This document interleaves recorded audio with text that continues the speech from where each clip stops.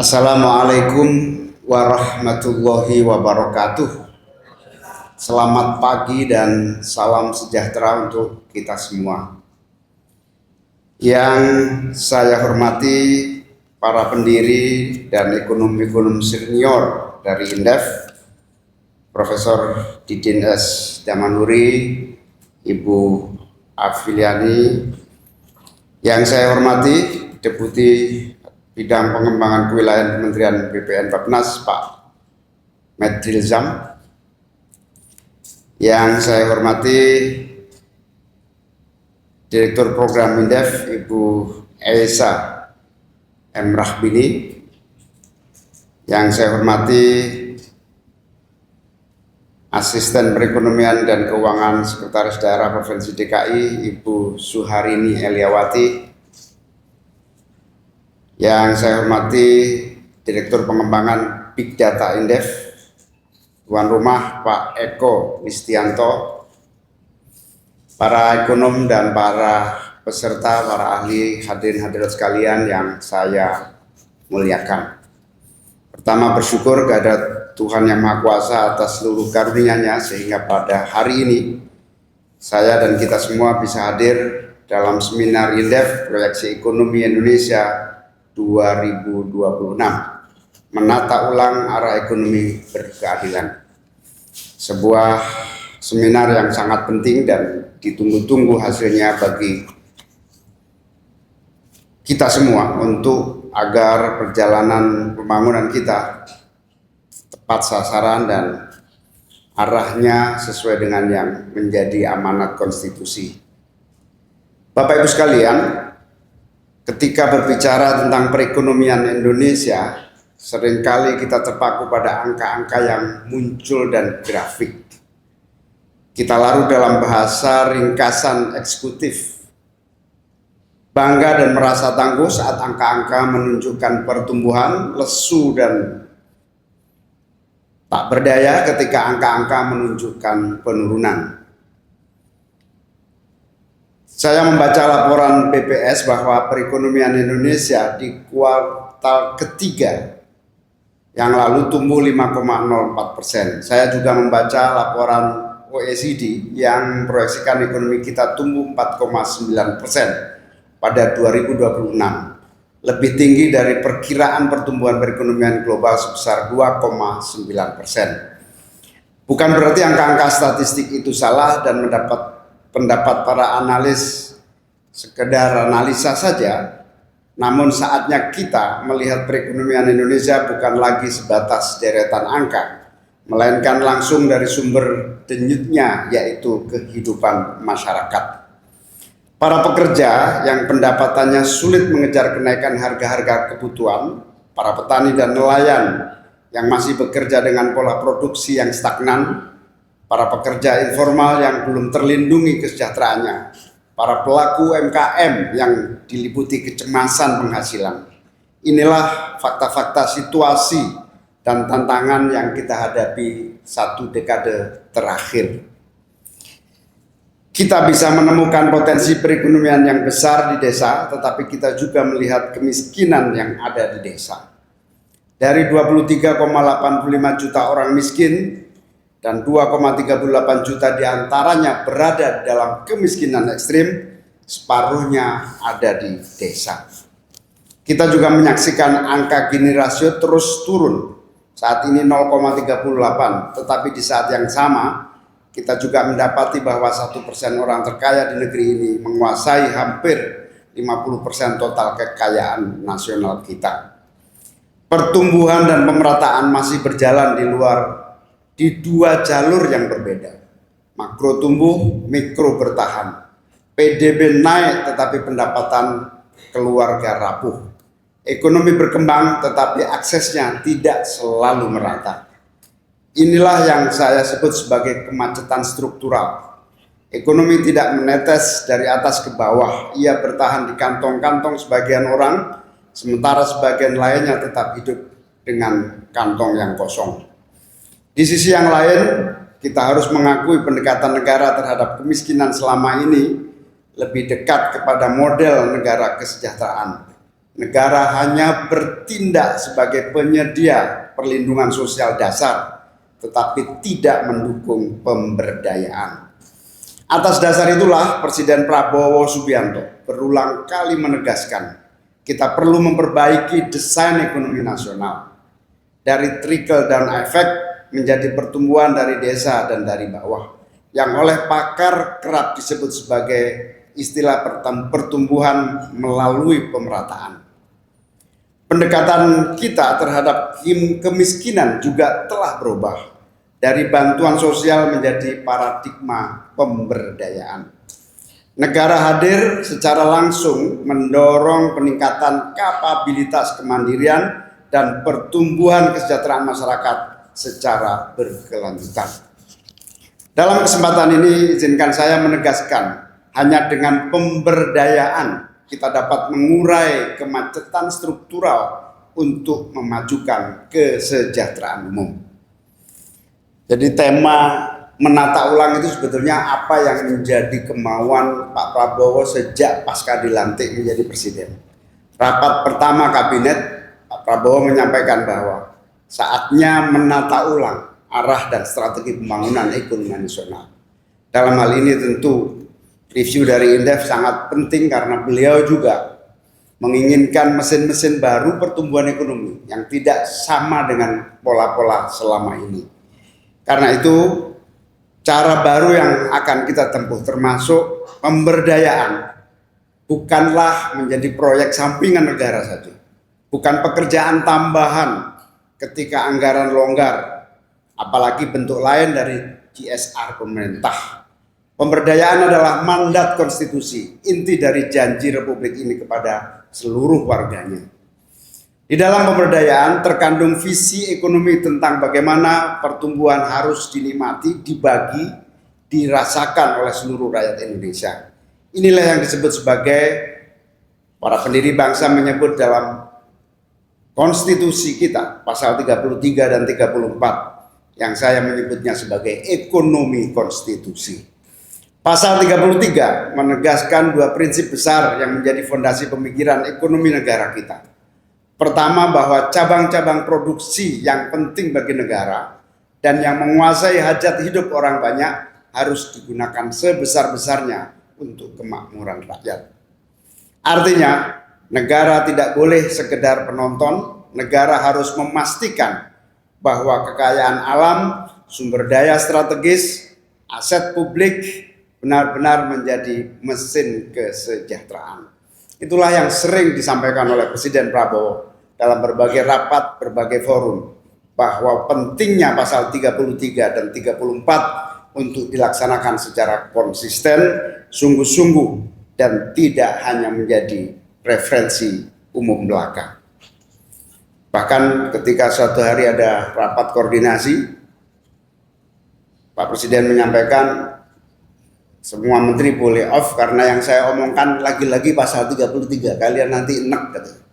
Saking seringnya beliau menyampaikan ingin betul-betul mengimplementasikan pasal 33 dalam sistem ekonomi nasional. Barangkali jawaban yang harus terus diberikan adalah memaknai lebih detail dan teknokratis pasal 33 di dalam kehidupan berbangsa dan bernegara kita, terutama dalam pembangunan ekonomi kita. Bapak Ibu sekalian, yang kedua, bahwa perekonomian nasional harus dijalankan berdasarkan prinsip kebersamaan, efisiensi, berkeadilan dan berkelanjutan, serta kemandirian, berkesinambungan, dan berkemajuan yang sama antar wilayah. Sebuah konsep yang jauh lebih maju daripada sekedar membangun ekonomi, tapi sekaligus panduan moral bangsa dan bernegara. Pertumbuhan tidak boleh menciptakan jurang ketimpangan dan meninggalkan siapapun menjadi ketinggalan di belakang. Pasal 34 menegaskan mandat konkret bahwa negara wajib memelihara fakir miskin dan anak terlantar, mengembangkan sistem jaminan sosial, memberdayakan masyarakat yang lemah agar mandiri, serta menyediakan pelayanan kesehatan dan pelayanan umum yang layak. Sampai di sini kita dapat melihat jelas bahwa pemberdayaan adalah tugas konstitusional yang langsung menyentuh kehidupan rakyat. bahwa melakukan pemberdayaan berarti kembali kepada ekonomi konstitusi, sebuah dasar bagi gerakan ekonomi pemberdayaan. Bapak Ibu hadirin sekalian, data adalah kunci untuk melakukan transformasi ekonomi melalui pemberdayaan. Karena itu langkah pertama yang kami lakukan dan terus mendapatkan kontrol dari Presiden di 3 bulan pertama adalah mewujudkan data tunggal sosial ekonomi nasional sebagai game changer, mengurai kemacetan struktural pemerataan pembangunan. Data tunggal sosial ekonomi nasional DTSN berhasil kita susun sebagai data tunggal yang menjadikan semua kementerian, lembaga, dan pemerintah daerah tidak boleh menggunakan data masing-masing yang berbeda selama puluhan tahun ini. DTSEN memastikan negara bisa melihat dengan jelas kondisi ekonomi masyarakat, siapa yang membutuhkan intervensi, yang hampir jatuh miskin, yang perlu dilatih dan didorong untuk mandiri secara berkelanjutan. Dengan data, pemberdayaan menjadi realitas yang dapat kita ukur dan tepat sasaran. Memang DTSEN bersifat dinamis karena setiap menit, setiap detik ada yang meninggal, ada yang melahirkan, ada yang naik kelas, ada yang turun kelas di ekonominya. Saya selalu percaya bahwa data adalah fondasi untuk merancang strategi dan kebijakan yang benar-benar mendorong produktivitas masyarakat. Paket jalan ekonomi pemberdayaan yang sedang kita upayakan adalah contoh nyata kebijakan berdasarkan data. Bapak Ibu sekalian, salah satu program yang kita jalankan misalnya menumbuh kembangkan kekuatan UMKM. Ada program Pasar 1001 Malam, di mana UMKM dan ekonomi kreatif yang telah terbukti selama ini menjadi tulang punggung dan mesin besar pertumbuhan ekonomi nasional harus diberi kesempatan untuk tumbuh secara sungguh-sungguh. UMKM dan ekonomi kreatif keduanya terbukti menopang perekonomian kita di saat-saat yang sulit. Namun mereka selama ini seperti berlari sendirian dan memikul berbagai keterbatasan. Melalui program 1001 Malam, pasar yang kita tumbuhkan, membangun pusat-pusat bisnis UMKM dan ekonomi kreatif dengan memanfaatkan aset-aset tidur pemerintah dan BUMN, sekaligus sebagai laboratorium untuk membentuk ekosistem baru, terpadu, yang mampu menciptakan pertumbuhan UMKM dan ekonomi kreatif naik kelas. Pasar 1001 Malam ini menjadi salah satu pembuka saja untuk mendorong cara pikir baru pemerintahan agar meletakkan UMKM dan ekonomi kreatif menjadi terdepan di dalam setiap kebijakannya, sehingga bisa melahirkan produk-produk yang berkualitas dan berstandar global. Pelatihan UMKM, model pemasaran, akses permodalan, pemasaran global, akses bahan baku yang berkualitas, dan akses pasar internasional harus menjadi pola pikir pemerintah, termasuk para diplomat dan seluruh pihak yang terlibat di dalam perdagangan global. Kita juga memiliki kekuatan besar bonus demografi. Bayangkan energi yang dimiliki oleh 70 juta penduduk usia 15 hingga 34 tahun. Mereka adalah inovator, pembelajar cepat, digital natif yang bisa membawa Indonesia menembus ekonomi masa depan. Saatnya kita beri ruang sebesar-besarnya dan menjadi pikiran utama dalam setiap policy kebijakan pemerintah. Hari ini kita juga mendapatkan fakta yang pahit. 1,6 juta lulusan SMK menganggur, tidak kuliah dan tidak bekerja. Akar masalahnya adalah sistem pendidikan vokasi kita yang belum sepenuhnya membukakan potensi-potensi generasi muda, tidak terhubung dan tidak menjadi link and match yang memadai bagi kebutuhan dunia industri dan kualitas kebutuhan standar global. Inilah mengapa kita hari-hari ini melakukan reformasi sistem vokasi nasional menjadi agenda utama saya dan Kemenko Pemberdayaan, di mana sudah 10 tahun ini tidak disentuh dan bahkan diabaikan. Kita tidak hanya ingin mencetak lulusan sekolah menengah, kita juga ingin membuat ekosistem baru yang bertalenta global. Program SMK Go Global yang menjadi pemicu saja agar mengatasi dari hulu ke hilir seluruh sistem pendidikan sekaligus ekosistem menumbuh kembangkan kemandirian dan keberdayaan masyarakat kita. Kita ingin membuka jalan agar lulusan-lulusan pendidikan formal siap dan menjadi kekuatan talenta yang memberi solusi bagi ekonomi keluarga dan siap bersaing di pasar global. Di saat yang sama, pemerintah tidak ingin dan tidak membiarkan industri terus-menerus runtuh pelan-pelan. Melalui pelatihan ulang, peningkatan keterampilan, dan insentif-insentif khusus yang kita terus dorong agar memulihkan industri dari sumber kekuatan yang paling kita butuhkan, yaitu menguatkan para pekerja. Ketika industri bangkit, maka sebetulnya apakah pekerja kita juga siap untuk terungkit? Bapak Ibu hadirin sekalian, pemberdayaan adalah cara kita, cara negara percaya bahwa rakyat mampu bangkit dan berdiri menjadi kekuatan yang kokoh dan mandiri, dan negara berada di belakang mereka memberi ruang dan kesempatan. Dalam semangat itu, pemerintah memperkuat desa melalui berbagai program-program ekonomi nasional karena di berbagai fakta menunjukkan kemampuan ekonomi desa mengalami kelumpuhan yang nyata. Kita harapkan Koperasi Desa Merah Putih berbagai upaya untuk memberikan stimulus bagi para petani, juga meningkatkan kapasitas produksi dan kapasitas skill para petani kita menjadi modal upaya menggerakkan ekonomi lokal. Di mana kemudian kita ingin lahirnya usaha-usaha baru, distribusi baru yang adil dan modern, serta pendapatan baru bagi keluarga di desa-desa kita. Kita ingin pendidikan pesantren misalnya juga menjadi salah satu pintu agar selain melahirkan cendekiawan, tetapi juga menjadi pusat kekuatan ekonomi yang berbasis komunitas. Kita membayangkan koperasi pesantren juga ikut maju dengan unit agroindustri yang kuat dan ekosistem usaha yang selama ini tumbuh tetapi amat sangat kecil tanpa keberdayaan yang berarti. Usaha untuk memberikan peluang lebih besar akan mendongkrak jutaan orang yang bisa tumbuh melalui koperasi. Bapak Ibu sekalian, kita ingin bantuan pemerintah menjadi batu loncatan, bukan tempat pemberhentian.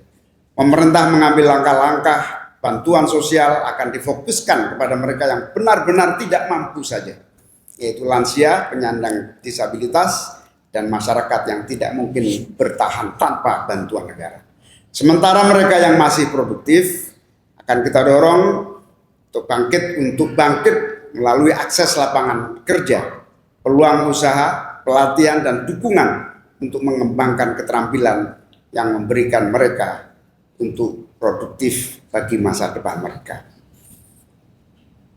Saya sedang mendorong APBN kita untuk membiayai pelatihan cepat untuk keluarga miskin ekstrim dan siap bekerja. Memang APBN mengeluarkan dana, tetapi dengan mereka langsung bekerja, dengan pelatihan cepat, dengan penyerapan lapangan kerja yang kita siapkan, negara justru bisa mengurangi bantuan-bantuan sosial yang cukup besar itu. Bagi para pekerja informal yang setiap hari menjaga denyut ekonomi rakyat, negara akan memastikan mereka terlindungi dalam sistem jaminan sosial. Kita ingin mereka bekerja tanpa rasa takut karena mereka tahu negara melindungi mereka. Kita akan memastikan mereka memiliki jaminan ketenagakerjaan, jaminan kesehatan, jaringan perlindungan yang membuat mereka aman untuk terus bergerak maju. Semua ini menunjukkan bahwa pemberdayaan bukan sekedar arah kebijakan. Pemberdayaan adalah pilihan moral, pilihan politik, dan pilihan masa depan. Dan negara memilih mengambil jalan pemberdayaan itu bagi rakyatnya. Bapak Ibu sekalian, Indonesia bukan hal mudah yang bisa kita lakukan seorang diri, apalagi hanya pemerintah pusat. Pak Presiden Prabowo menegaskan pemerintah memilih jalan kolaborasi untuk menegakkan ekonomi konstitusi dan mendorong gerakan ekonomi pemberdayaan. Sikap itulah yang termuat dalam instruksi Presiden nomor 8 tahun 2025 tentang optimalisasi pengentasan kemiskinan dan penghapusan kemiskinan ekstrim. Mandatnya jelas, kolaborasi pemerintah pusat, pemerintah daerah, dan swasta termasuk akademisi dan lembaga riset untuk mencapai target 0% kemiskinan ekstrim 2026 dan menurunnya kemiskinan menjadi maksimal 5% pada tahun 2029. Kami menyadari desain kebijakan bisa dibuat di pusat, tetapi keberhasilan lahir dari daerah dan di tengah-tengah masyarakat kita. Inilah kolaborasi menjadi prioritas kerja untuk memastikan setiap kebijakan benar-benar berdampak dan pengurangan beban kebutuhan dasar, peningkatan pendapatan dan penghapusan kantong-kantong kemiskinan. Pada akhirnya bangsa yang besar dinilai dari bagaimana rakyatnya hidup. Dari seberapa besar kesempatan diberikan kepada mereka yang paling membutuhkan. Dari apakah pertumbuhan ekonomi mampu mengangkat keluarga-keluarga yang selama ini berada di pinggir pembangunan. Untuk itu, kita berani memilih jalan yang lebih sulit, menegakkan ekonomi konstitusi, menggerakkan pemberdayaan, menjadikan Indonesia sebagai enabling state, bukan hanya sekedar welfare state. Kita ingin memastikan pertumbuhan ekonomi berdampak pada pemerataan, tidak hanya menambah pengeluaran, tetapi menambah kesempatan. Jalan yang tidak hanya membangun dari atas, tetapi dari bawah. Pesan Pak Presiden Prabowo jelas, tinggal seluruh bawahnya menyesuaikan dan harus mengikutinya. Dan tentu seminar Indef ini pasti menjadi sangat penting bagi rujukan seluruh jajaran pemerintahan pusat maupun daerah untuk mencari jalan baru agar terwujudnya ekonomi yang berkeadilan. Perjalanan masih panjang, tapi sejarah mengajarkan bahwa setiap perjalanan besar selalu dimulai dari langkah pertama. Dan langkah pertama itu adalah komitmen kita hari ini, komitmen Presiden, komitmen para menterinya, untuk membangun ekonomi bukan hanya tumbuh, tetapi juga mengangkat kesejahteraan masyarakatnya. Terima kasih, mohon maaf. Wassalamualaikum warahmatullahi wabarakatuh. Terima kasih kepada Bapak Menteri Koordinator Bidang